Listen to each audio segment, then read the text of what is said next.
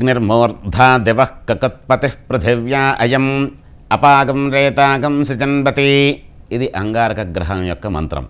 అలాగే దీనికి అధిదేవత అగ్నిర్మూర్ధా దివః కకుత్పతిః పృథివ్యా అయం అపాగం రేతాగం సజన్వతి. శ్యోనా పృథివీ భవానృష్ఠరా నివేశని యచ్ఛానః శర్మ సప్రధాః. పృథివీ ప్రత్యధిదేవత క్షేత్రపాలకుడు. క్షేత్రస్య పతనావయగం హితేనే భజయామసి గామస్వం పోషయిత్వాసనో మృడాతీదృశే.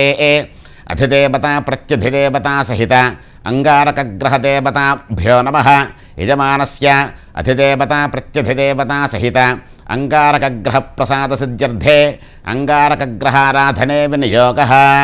ప్రారంభంలో కుజుడికి పూజ చేసేటప్పుడు ఈ విధంగా కార్యక్రమం మొదలుపెట్టాలి. అదేవిధంగా సూర్యుడికి దక్షిణ దిక్కులో త్రికోణ ఆకారంలో అంగారక గ్రహాన్ని ఆవాహన చేయాలి. ఆవాహన చేసిన తర్వాత స్వామివారికి ఇష్టమైనటువంటి పదార్థాలతో నివేదన కానీ ఇలాంటివి ఏమన్నా చేసిన తర్వాత ఉపచారికమైనటువంటి పూజలన్నీ కూడా చేసి ఆ తర్వాత కుజారిష్టేతు సంప్రాప్తే కుజపూజాంచ కారయేతు. కుజధ్యానం ప్రవక్ష్యామి రోగపీడోపశాంతయే. కానీ రుణపీడోపశాంతయే. మనిషికి అనారోగ్యం ఉన్నా లేదన్నా అప్పుల బాధతో చికాకులుగా ఉన్నా సరే ఈ యొక్క రంగారకుడి యొక్క పూజ ఎవరైతే ఈ విధంగా పద్ధతి ప్రకారం శాస్త్ర ప్రకారం చేసుకోగలుగుతామో ఆ అంగారకుడి యొక్క అనుగ్రహం వలన రోగాలు కానీ రుణాలు కానీ నాశనం అవుతాయంటంలో సందేహం లేదు. కానీ ఒకేసారి ఈ ఉదయం పూట నేను పూజ చేశాను భగవద్ అనుగ్రహం నాకు ఇంకా కలగలేదనే విషయం అనుకోకండి. పద్ధతి ప్రకారంగా 7 మంగళవారాలు ఎవరైతే అంగారకుడికి ఈ విధంగా పూజాది కార్యక్రమాలు చేసుకుంటారో వాళ్ళకి కుజుని యొక్క అనుగ్రహం తప్పకుండా ఉంటుంది. ఇది ప్రయత్నించి చేసి మీరు సుఖంగా ఉండి ఈ విషయాన్ని ప్రజలకు తెలియజేస్తారని చెప్పి అనుకుంటున్నాను. అదేవిధంగా కుజుడి తర్వాత బుధుడు. ఉద్భుజ్యస్వాగ్నే ప్రతిజాగృహ్యేన మిష్టాపూర్తే సకంసజేధామజంచ పునః కృణ్వగ్గుస్త్వా పితరంజవానమన్వాతాగం సేత్వయితంతుమేతం. ఇది బుధగ్రహ మంత్రం. అదేవిధంగా బుధుడికి అధిదేవత ఓం సహస్రశీర్ష పురుష సహస్రాక్ష సహస్రపాత్ సభూమిం విశ్వతో వృత్వా అత్యతిష్టదశాంగులం ఇదం విష్ణుర్విచక్రమే త్రేధానతతే పథం సమూఢమస్య భాగం శిరే అధిదేవత ప్రత్యధిదేవత సహిత బుధగ్రహదేవతాభ్యో నమః. అలాగే అధిదేవత విష్ణు ప్రత్యధిదేవత సహస్రపురుషుడు. ఈ విధంగా బుధారిష్టేతు సంప్రాప్తే బుధ పూజాంచ కారయేత్. బుధధ్యానం ప్రవక్ష్యామి బుద్ధిపీడోపశాంతయే.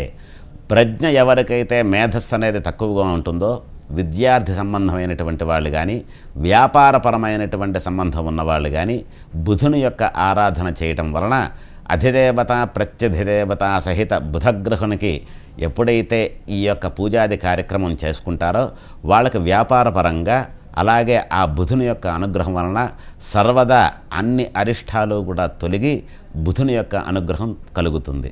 బుధుడి యొక్క అనుగ్రహం ఉంటే వ్యాపార విషయంలో ఎప్పుడూ కూడా అవినాభావ సంబంధమైనది ఏమాత్రం లేకపోయినా సరే తెలియనటువంటి వ్యక్తి వల్ల కూడా వ్యాపారాభివృద్ధి ఎంతో సమగ్రంగా చక్కగా నెరవేరుతుంది. కానీ ఈ బుధుడు తాలూకా సంఖ్య 17,000 సార్లు జపం చేసుకోవాలి. లేదంటే 17 బుధవారాలు ఈ బుధుని యొక్క పూజ ఎవరైతే చేసుకోగలుగుతారో బుధుని యొక్క శ్లోకాన్ని ధ్యానంగా 17,000 సార్లు ఎవరైతే చెప్పుకోగలుగుతారో వాళ్ళకి ఈ 17 వారాల్లో బుధుని యొక్క అనుగ్రహం వలన మీ వ్యాపారం దినదినాభివృద్ధిగా ఉంటూ మీ వ్యాపారపరమైనటువంటి సమస్యలు ఏమున్నా సరే శత్రురూపమైనటువంటి సమస్యలు ఉన్నా సరే అవి నశించిపోతాయి అంటంలో ఏమాత్రం సందేహం లేదు. ఇదే విధంగా బృహస్పతి గ్రహం.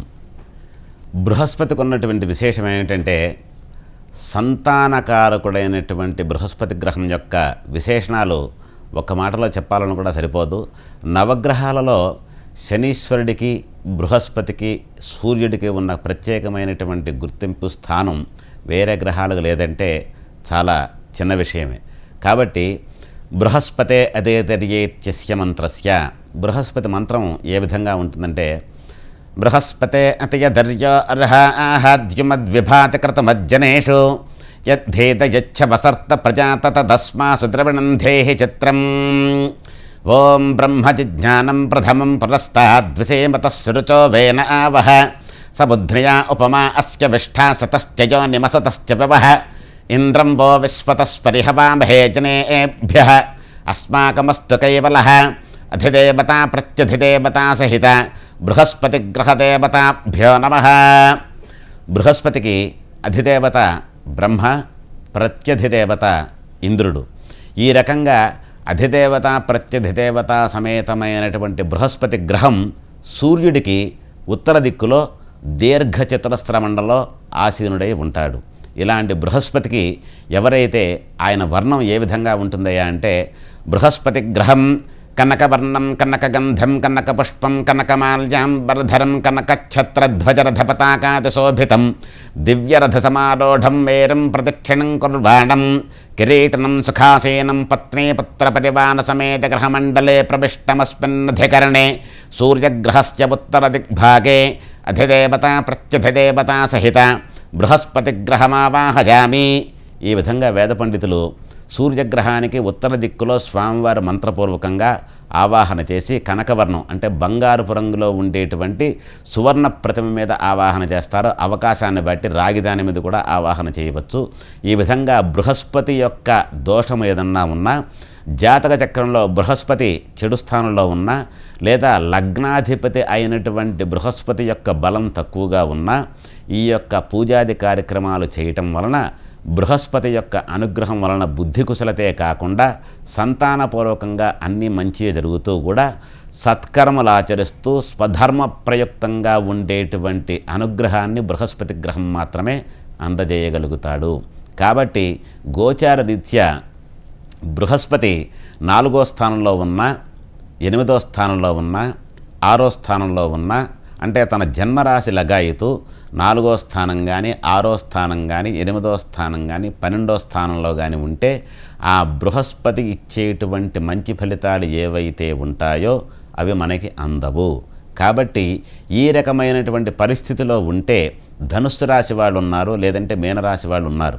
ఇలాంటి వాళ్ళకి ఈ రాశ్యాధిపతి అయినటువంటి బృహస్పతికి 16,000 సార్లు 16 గురువారాలు కానీ, లేదా 16,000 సార్లు ఈ యొక్క మంత్రజపం కానీ, లేకపోతే నవగ్రహాలయంలో ఉండేటువంటి ఆ ధ్యాన శ్లోకాన్ని 16,000 సార్లు ఎప్పుడైతే సక్రమంగా రోజుకింత సంఖ్య అని చెప్పననుకొని, లేదా గురువారం ఇంత సంఖ్య అనుకొని చేయగలుగుతారో ఆ బృహస్పతి యొక్క అనుగ్రహం వలన ఆర్థికపరమైనటువంటి ఇబ్బందులనేమన్నా ఉంటే అవి తొలగిపోవడమే కాకుండా, ద్వితీయ స్థానంలో గోచార రీత్యా బృహస్పతి అనే గ్రహం ఉంటే ఎంత ధనాన్నైతే ప్రసాదిస్తాడో అంతటి సిరి సంపదల్ని ఈ బృహస్పతి అనే గ్రహం వలన మనిషికి చేకూరుతాయంటంలో ఏమాత్రం సందేహం లేదండి.